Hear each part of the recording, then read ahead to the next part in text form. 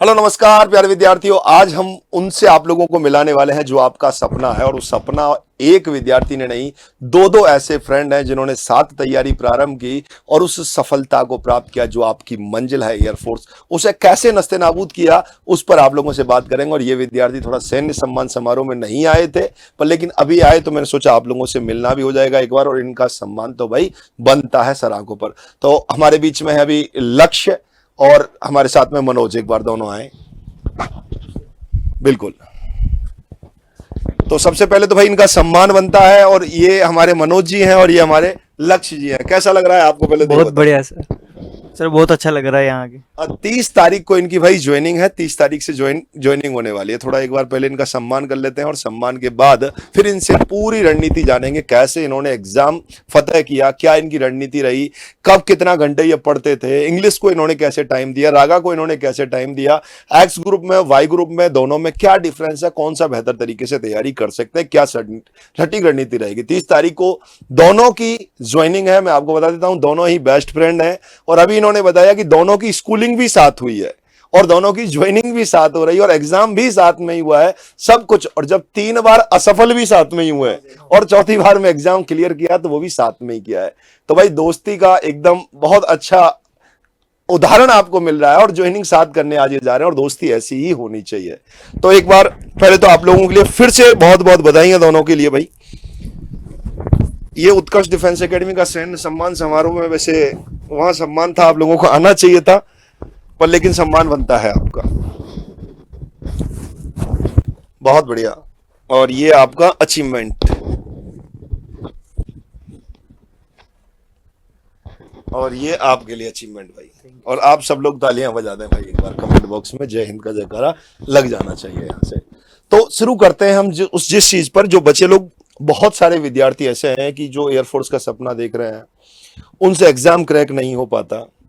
तो सबसे पहले तो मैं कहूंगा कि आपके मन में कहां से ये भाव आया कि मुझे एयरफोर्स में जाना चाहिए, डिफेंस में जो मन में प्रश्न आया? एयरफोर्स का तो बचपन से था कि बस एयरफोर्स में तो जाना ही है। फिर थोड़ा सा अग्निवीर आया तो थोड़ा कि नहीं जाना, लेकिन फिर भी ड्रीम तो ड्रीम होता है, तो उसको पाने के लिए लगे रहे बस।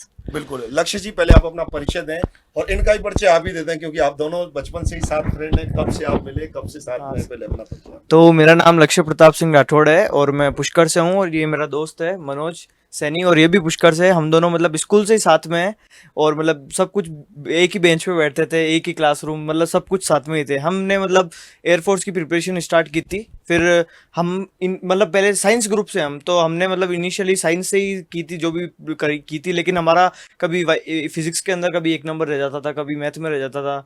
तो 3 अटेम्प्ट दिए थे हमने मतलब। तो फिर इसके बाद में मैंने और दोनों ने बैठ के डिस्कस किया कि क्या करें भाई।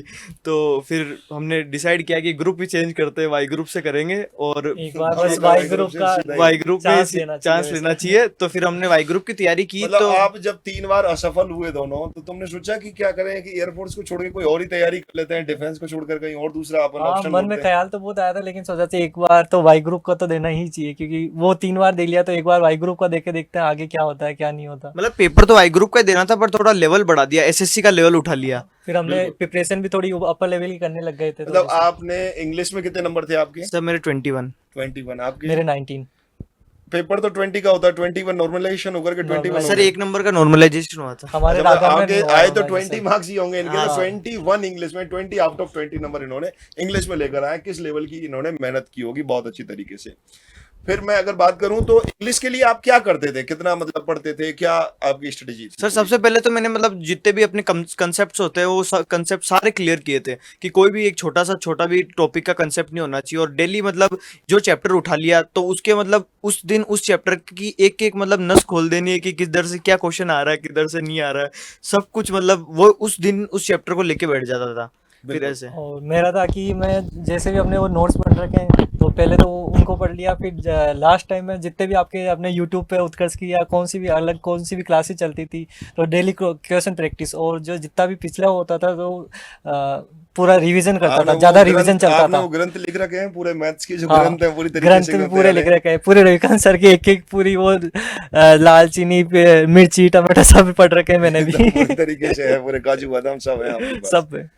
तो यही है, उसको अच्छे से आपने फिर रिवाइज किया बार बार लास्ट टाइम में जितना क्वेश्चन प्रैक्टिस होता है वो करा, और revision revision revision. Last time में मैंने इंग्लिश को तो जितना भी अपने नोट्स है ना, एक एक लाइन अभी तक ऐसे कि माइंड में है कि ये लाइन यहाँ पे है, ये क्वेश्चन यहाँ पे है। मतलब अपने जो पढ़ते हैं ना 99.9% क्वेश्चन ही वही आते हैं, मुश्किल से हाँ एक सर, दो मतलब वर्ड चेंज हो जाते हैं। इतने मौके हो जाते हैं कि सर क्वेश्चन ही रिपीट होने लग जाते हैं टेस्ट। बस मेन चीज ये है कि जितना आप प्रैक्टिस करोगे, जितने ज्यादा आप मॉक टेस्ट लगाओगे, वो क्वेश्चन सच में ही रिपीट होने लग जाता है। पर हाँ। सर मॉक लगाने का भी एक वक्त है, हाँ सर। कम से कम 50 से 60% आपका सिलेबस नहीं हुआ है, हाँ। और आप डे फर्स्ट ही मॉक लगा रहे हैं, तो आप खुद निराश हो हाँ। जाओगे और फिर आपकी इच्छा भी नहीं होगी पढ़ने की।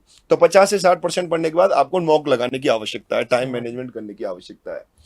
टाइम कम एयरफोर्स में नहीं पड़ता है, मानते हैं कि टाइम कम पड़ता है, पर लेकिन अगर अच्छी तैयारी है, प्रैक्टिस बहुत अच्छी है, तो टाइम एकदम सफिशिएंट रहता है वहां अगर से। अपन फर्स्ट एग्जाम देते हैं तो थोड़ा ऐसा लगता है कि अपन को थोड़े एजिटेशन वगैरह, वरना ऐसा हमारे भी कोई बहुत सारे मित्र है जिन्होंने फर्स्ट अटेम्प्ट ही निकाला था। लेकिन वही कि अब जैसे जैसे प्रैक्टिस करेंगे तो फिर, जैसा हमारा लास्ट अटेम्प्ट वाइका था तो ऐसा लगता था बहुत ईजी पेपर आया, क्योंकि उस टाइम उन्होंने सफिशियंट तैयारी कर ली थी। आप पहले भी हमारे ऑफलाइन के विद्यार्थी रहे हैं, आप जब देखते होंगे सैन्य सम्मान समारोह में पहले भी आप बैठे होंगे, तो आपके मन में क्या मैं भी मोटिवेशन रहता था? जब यहाँ पे आया था 12th पास करते, जब सेंस समारोह था यहाँ पे, तो मैं भी सोचता था कि एक बार बस पेपर क्लियर हो जाए, मुझे भी ऐसा आना होगा, वैसा आना होगा, सर से साथ मिलेंगे, करेंगे, हमारे भी ऐसे इंटरव्यू होगा। तो बस आज जब जाके सपने आज पूरे वो हो रहे हैं सपना धीरे पूरा धीरे। हो गया है, और अच्छी तरीके से 30 तारीख को दोनों की ज्वाइनिंग है भाई। आप सब लोग इनको शुभकामना दें, और अगर 10 बच्चे भी इनको देख करके मोटिवेट होकर के लग जाए ना भाई साहब, तो समझिएगा इस इंटरव्यू जो हमारा है, ये समय जो हमने दिया है, वो सफल हो जाएगा। तो बहुत बहुत शुभकामनाएं, बस मेहनत करते हुईएगा, सफलता निश्चित रूप से आपको मिलेगी। और बेहतर तरीके से टीम उत्कर्ष के साथ इन्होंने मेहनत की, इन्होंने संघर्ष किया, और ये सफलता तक पहुंचे हैं। अगर आप भी इसी प्रकार से सफलता चाहते हैं, तो एक बार तो पूरा सिलेबस अच्छे से पढ़ना ही एक पड़ेगा। बार पढ़ना वो आप ऑफलाइन बैच के माध्यम से पढ़ सकते हैं, वो ऑनलाइन बैच के माध्यम से आप पढ़ सकते हैं, पर एक बार नोट्स आपको हाथ से बनाने पड़ेंगे। फिर उसके बाद उसको पढ़ने के बाद आपको अच्छे से मॉक टेस्ट लगाने पड़ेंगे। जितने मॉक लगाओगे उतनी ही आप में क्लियरिटी आती हुई चलेगी, और उस टेस्ट का एनालिसिस करना बहुत ज्यादा जरूरी है। मेन उससे भी बड़ी बात होती है एनालिसिस करना।